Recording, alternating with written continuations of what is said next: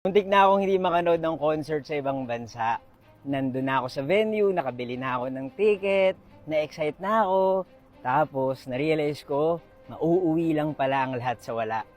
Story time! Pwede itong mangyari sa kahit na sino magta-travel abroad. Pero in my case, it happened sa isang bansa na sikat for concerts. 4 kaming magkakaibigan na nag-decide pumunta sa ibang bansa dahil kakagraduate lang nung isa naming friend.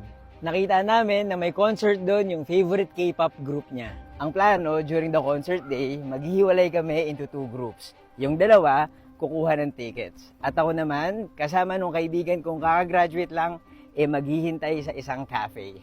Madali lang yung communication kasi dalawa naman yung pocket wifi namin. Pero nagkaroon ng problema. Kasi ang tagal na simula nung naghiwalay kami dun sa kabilang grupo. Hindi pa rin sila nagme-message. Yun pala, yung dalawang pocket wifi, dala nung dalawa naming friends. Hindi namin sila ma-message kasi wala kaming internet. Inikot na lang namin yung buong concert venue, hoping na makita namin yung dalawang may hawak ng tickets. Ang hirap talaga umasa, lalo na sa pocket wifi. Sana pala nag-activate na ako ng Smart Giga Roam. Madali lang naman, just text RoamOn to 333, then book a roaming pack sa gigaroam.smart.com.ph bago kayo umalis ng Pilipinas. Madali lang piliin ang perfect travel plan for you. Nangyari itong lahat sa South Korea, sa Busan.